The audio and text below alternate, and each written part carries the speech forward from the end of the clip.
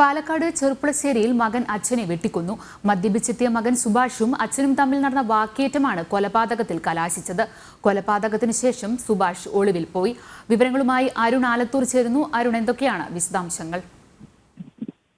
ഇന്ന് രാത്രി ഒരു 9:30 ഇത്തരത്തിലൊരു സംഭവം നടന്നത്. പാലക്കാട് ചെറുപ്പളശ്ശേരി ചളവറ ചെറായിയിലാണ് ഈ മകൻ അച്ഛനെ വെട്ടിക്കൊന്നത്. കറുപ്പനാണ് വെട്ടേറ്റ് മരിച്ചത്. മദ്യപിച്ചെത്തിയ മകൻ സുഭാഷ് ഈ അച്ഛനുമായി ആദ്യം വാക്കേറ്റം ഉണ്ടാവുകയും പിന്നീട് ഒരു മഴു ഉപയോഗിച്ച് കൊലപാതകം നടത്തുകയുമായിരുന്നു. സംഭവശേഷം സുഭാഷ് ഒളിവിൽ പോയി. പക്ഷേ പോലീസ് ഇപ്പോൾ ഇയാളെ പിടികൂടിയിട്ടുണ്ട് എന്നുള്ളതാണ് ഏറ്റവും പുതുതായി ലഭിക്കുന്ന വിവരം.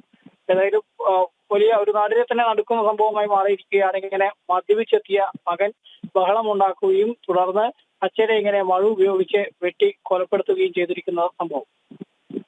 ശരി.